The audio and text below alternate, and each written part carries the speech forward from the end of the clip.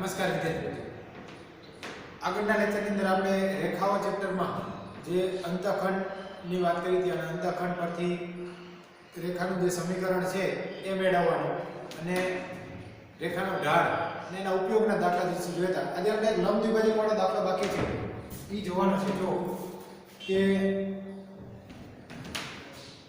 સ્વાધ્યાય 10.3 નો જે 13મો દાખલો છે.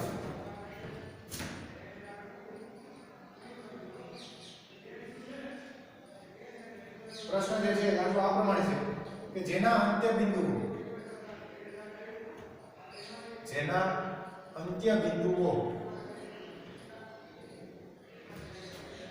આપેલા છે કે જેના અંત્ય બિંદુઓ 3, 4 અને -1, 2 હોય, -1, 2 હોય તેવા રેખાખંડના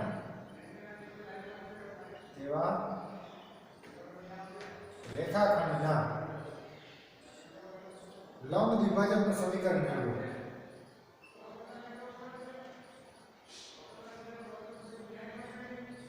લંબ દ્વિભાજકનું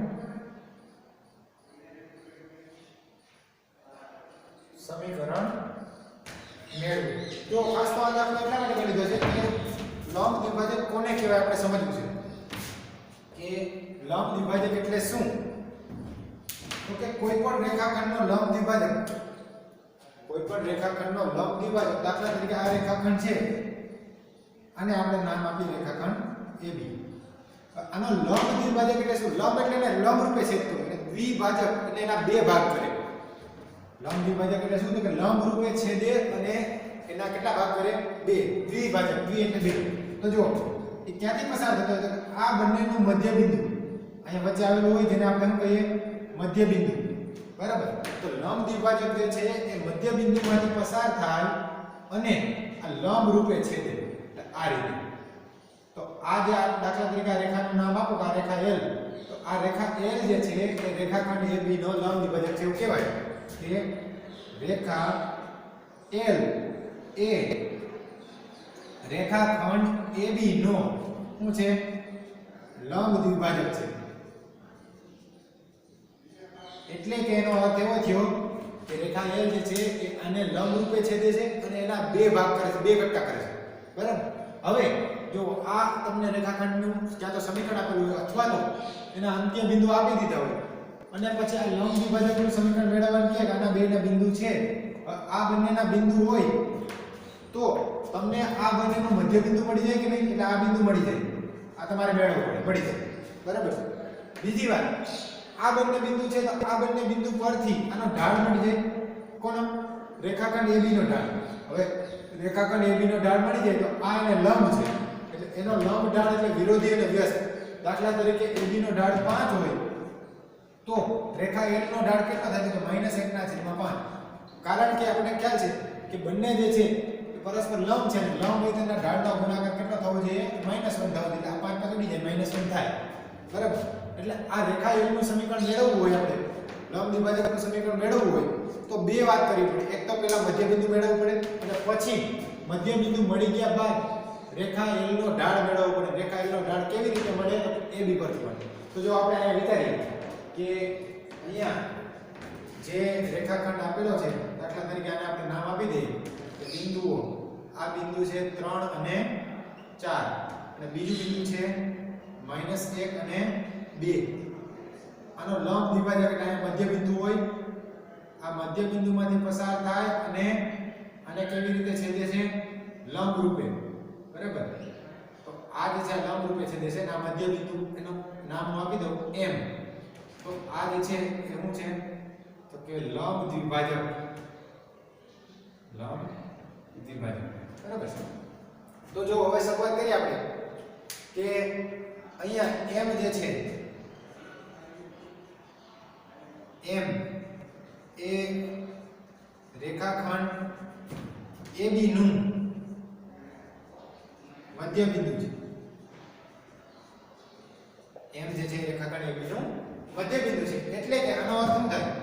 તો કે મધ્ય બિંદુ છે તો માટે m ના યામ શું થાય? તો કે માટે m ના યામ બરાબર xm નો સરવાળો ભાગ્યા 2 વત્તા ym નો સરવાળો ભાગ્યા 2 એટલે કે xm શું છે તો -1 જો આપણે મધ્યબિંદુના યામ ખ્યાલ છે કે x1 y1 અને x2 y2 x1 y1 અને બીજું બિંદુ x2 y2 હોય તો આના મધ્યબિંદુના યામ શું થાય તો કે એના મધ્યબિંદુના યામ આવા થાય x1 x2 છેદમાં 2 અને બીજું y1 y2 છેદમાં 2 એટલે કે xm નો સરવાળો ભાગ્યા 2 અને ym નો સરવાળો ભાગ્યા 2 તો અહીંયા m ના યામ બરાબર શું થાય m ના યામ બરાબર -1 વત્તા 3 છેદમાં 2 -1 વત્તા 3 છેદમાં 2 અને ym નો સરવાળો એટલે કે 2 વત્તા 4 ભાગ્યા 2 બરાબર છે તો શું થાય m ના યામ -1 વત્તા 3 એટલે 2 2 ભાગ્યા 2 2 વત્તા 4 એટલે 6 6 ભાગ્યા 2 તો માટે m ના યામ શું થયા તો કે m ના યામ બરાબર 2 ભાગ્યા 2 એટલે 1 6 ભાગ્યા 2 એટલે 3 તો આપણને આ m ના યામ મળી ગયા 1 અને 3 બરાબર એટલે મધ્ય બિંદુના યામ મળી ગયા હવે જો આ બિંદુ તો મળી ગયું હવે જો આ લંબ દ્વિભાજક છે એનો ઢાળ મળી જાય તો સમીકરણ મળી જાય તો ઢાળ મેળવવા માટે પહેલા કોનો ઢાળ મેળવશું તો કે આને નામ આપી દઈએ આપણે દાખલા તરીકે રેખાખંડ આને નામ આપ્યું છે AB બરાબર અને આપણે શું નામ આપ્યું છે AB તો AB નો ઢાળ લઈને એની પરથીનો ઢાળ મેળવીએ તો હવે તો કહી શકાય કે રેખાખંડ AB નો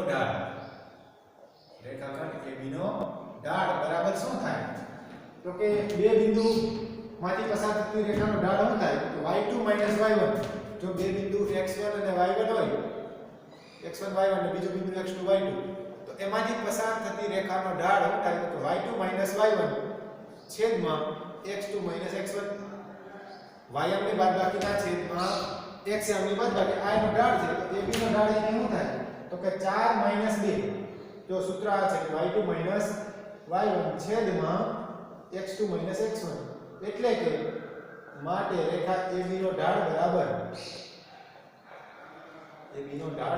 શું થાય 4 2 y2 y1 એટલે 4 2 છેદમાં 3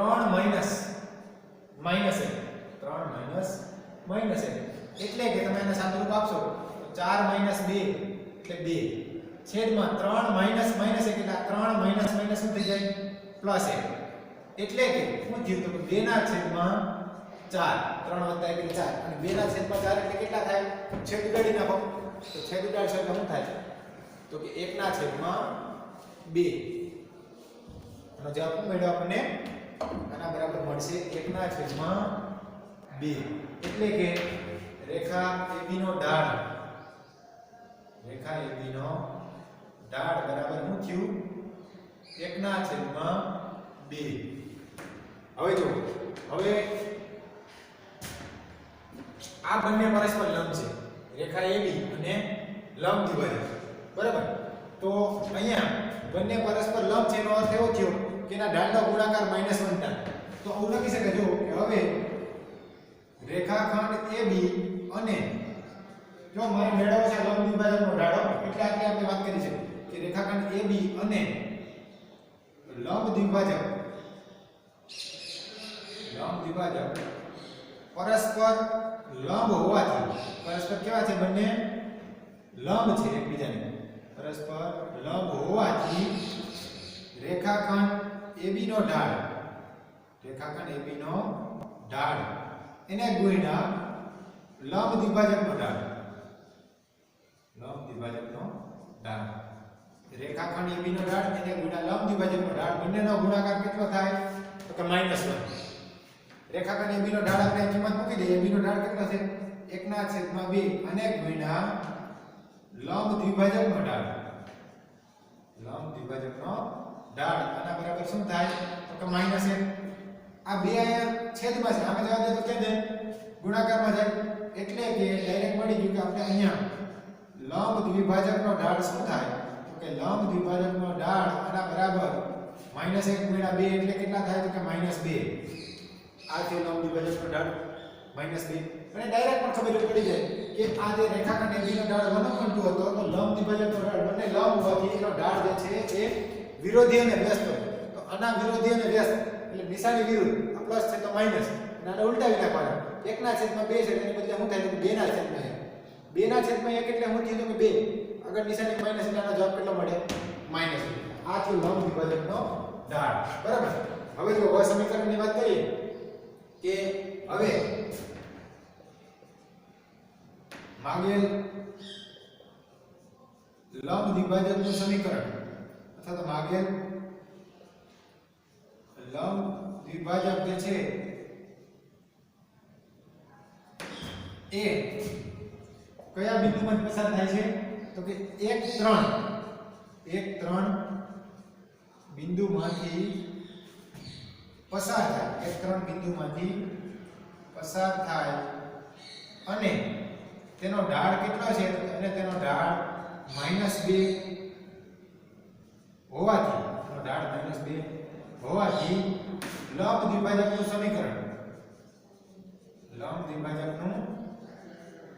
સમીકરણ શું થાય તો કે લંબ દ્વિભાજકનું સમીકરણ આપણને ખ્યાલ છે ઢાળ અને બિંદુ આપ્યા હોય તો સમીકરણ કેમ મળે તો સમીકરણ આ પ્રમાણે મળે કે y - y0 m × x - x0. તો અહીંયા આપણી પાસે બિંદુ છે, કઈ બિંદુ છે જે મધ્ય બિંદુ હતું અને આપણે x0 y0 તરીકે વિચારીએ અને ઢાળ તો આ ઢાળ કેટલો છે તો કે -2. તો અહીંયા મૂકી દો કિંમત કે માટે y - y0 એટલે શું? y0 એટલે 3, y - 3 બરાબર m. m એટલે -2 એને ગુણ્યા x - x0. x - x0 ની કિંમત કેટલી છે? 1. સાદુરૂપ આપી દે આને તો y - 3 બરાબર આ -2 ને અંદર ગુણ નાખો તો -2x. -2 ને અહીં ગુણો તો -2 આ -2x છે ને આ બાજુ લઈ આવશો તો શું થાય? +2x થાય. એટલે કે +2x પછી +y -3 અહીંયા છે -3. આ 2 જે છે આ બાજુ પ્લસ છે સામે લઈ જાવ તો શું થાય? માઈનસ. આના બરાબર 0. એટલે કે શું થયું? એટલે કે 2x y -3 - 2 એટલે -5. આના બરાબર 0. તો આ મેળવું સમીકરણ. બરાબર. અને છેલ્લે લખવાનું કે જે આ જે છે જે માગેલ લંબ દ્વિભાજક નું સમીકરણ છે. બરાબર. તો આ થયું લંબ દ્વિભાજકનું સમીકરણ. ખાસ કોન્સેપ્ટ મહત્વનો છે કે લંબ દ્વિભાજક કોને કહેવાય તો કે જે રેખાખંડ છે એને લંબ રૂપે છેદે અને દ્વિભાજક એટલે બે ભાગ કરે. એટલે આ મધ્ય બિંદુ મેળવવાનું, પછી આનો ઢાળ મેળવવાનો a b નો, એના ઢાળ પરથી લંબ દ્વિભાજકનો ઢાળ મળે અને લંબ દ્વિભાજકનો ઢાળ પડી જાય મધ્ય બિંદુ પડી જાય પછી તો સમીકરણમાં તો જૂની જે રીત હતી એ જ છે. બરાબર. તો આ જે છે એ સ્વાધ્યાય 10.3 નો 13મો દાખલો છે.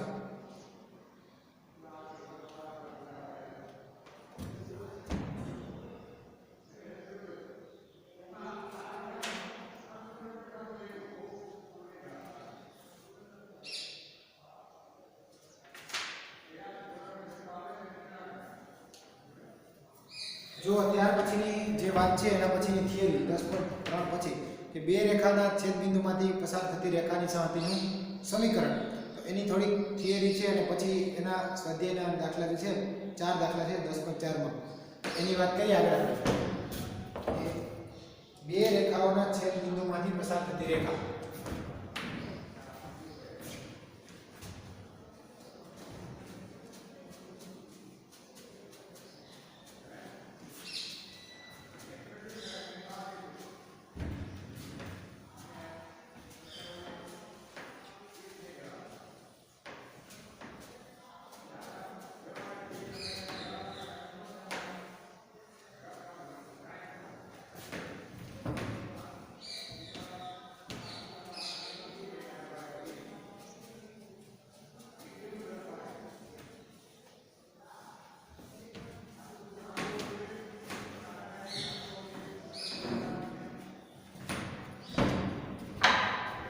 બે રેખાઓના છેદ બિંદુમાંથી પસાર થતી રેખા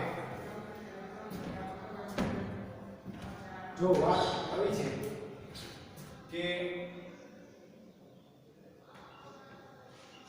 બે રેખાઓના છેદ બિંદુમાંથી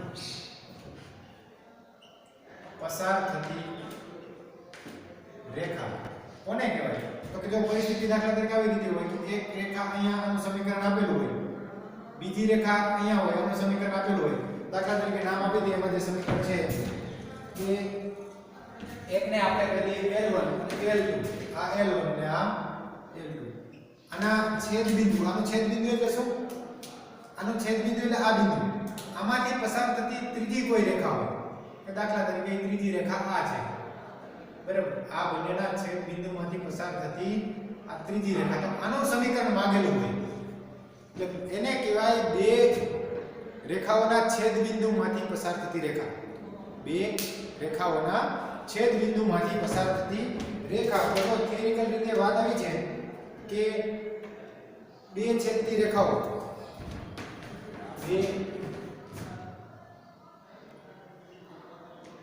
છેદતી રેખાઓ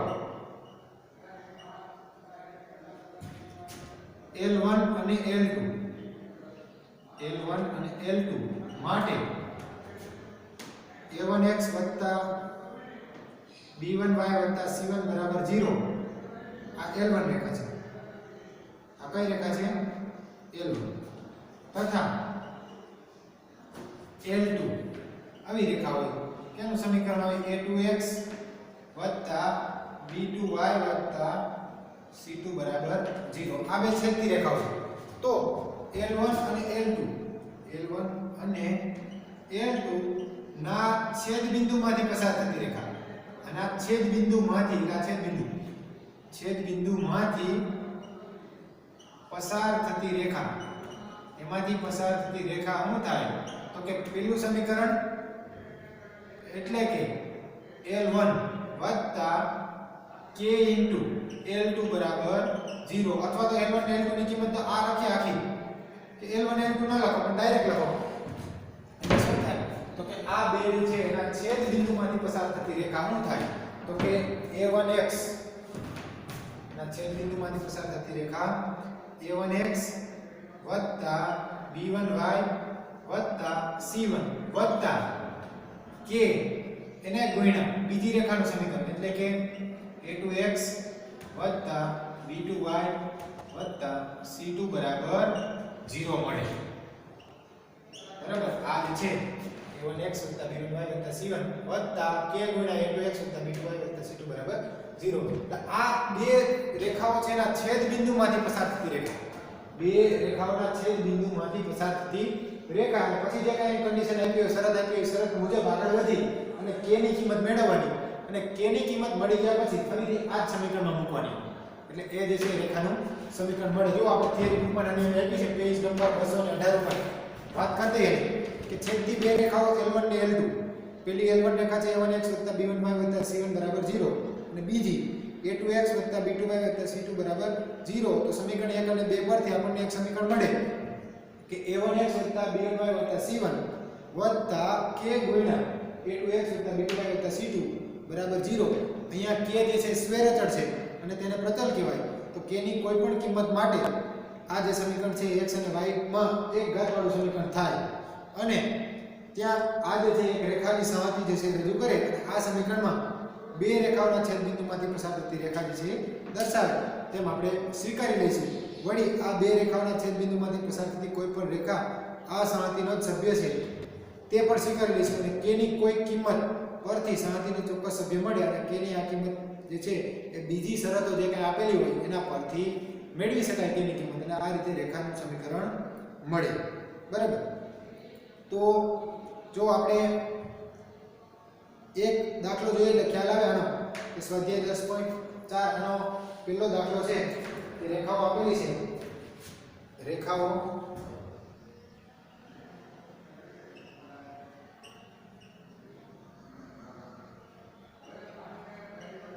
બે રેખાઓ આપી છે.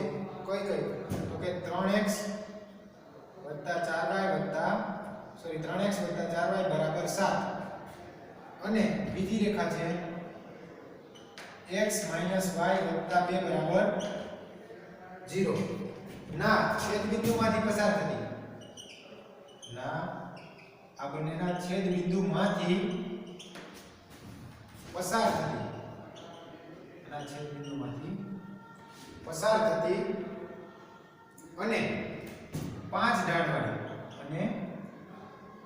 ઢાળવાળી રેખાનું